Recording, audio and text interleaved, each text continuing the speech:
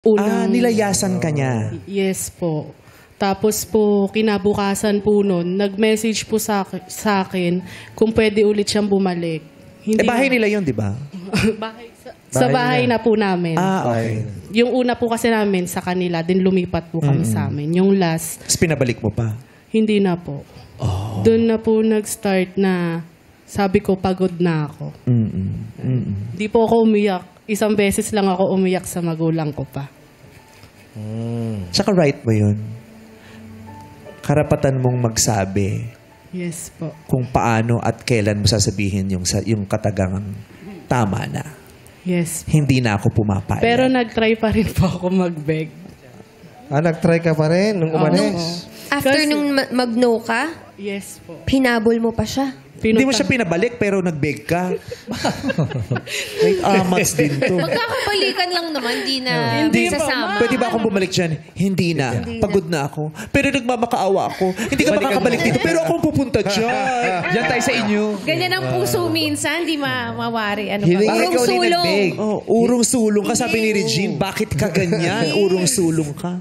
Ayun po, after a month po kasi, nagparamdam din naman po kasi lagi siyang mixed signals. So, nag-hope din po ako na baka maging okay po kami. May hope. Nagka-chat po kami noon, tas pumunta po ako sa bahay nila. Kaya lang late na po, may kasama na siyang iba. Hindi na sabi ni Jovi na meron ng bago yung kuya niya. Sinabi ko po sa Oo, kanya. hindi ka nakikinig. May mga bagay kang naririnig pero hindi mo pinapakinggan. May mga bagay kang nalalaman pero ayaw mong alamin. May mga bagay kang nakikita pero ayaw mong makita kasi nga ganyan ang pag-ibig. Okay lang yan, nauunawaan ka namin. Ganyan din naman ang marami. Diba?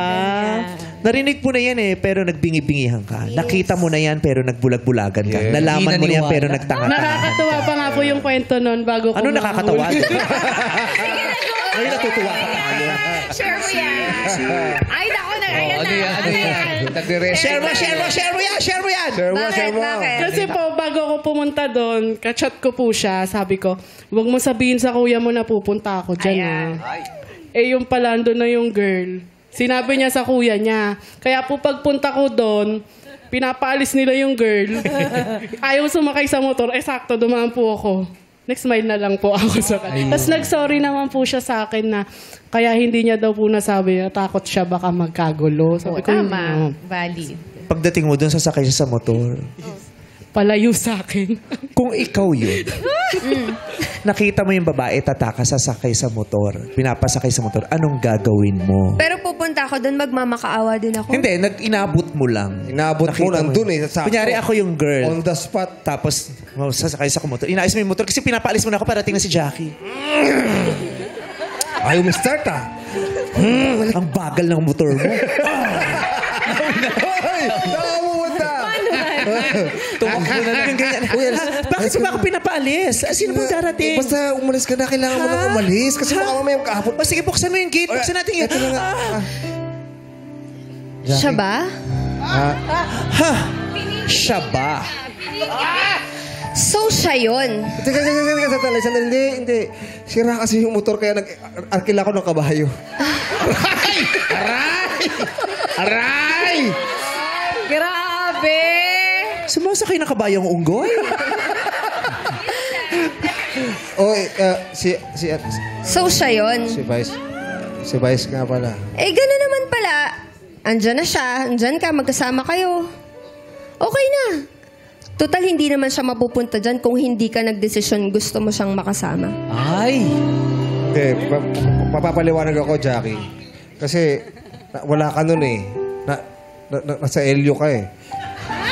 Kaya in-invite ko muna siya rito para may kakausap ako. Kausap ko lang naman siya. Nasa LU? Oo. Kaya pala ikaw ang gusto niya? Bakit? Ver-LU. Di ba pangalan mo yun? Ver-LU Hilario. Well, Teka, tapusin na natin to. Padaliin na lang natin ang sitwasyon. 3 tayo. 2 lang ang kasya. Kami o kayo? Hindi ko pipiliin yung taong hindi naman ako pinili. Nawala lang ako saglit, nakapag-desisyon ka ng sumama sa iba. Rere, Ano? yung muna ako itatanong kung sino pipiliin ko. Bakit kailangan ka pang tanungin? Ba't nandito yan? Mapupunta ba yan dito ng mag-isa niya? Lugar natin to. Dinala mo to. Wow! Dayo! Eh!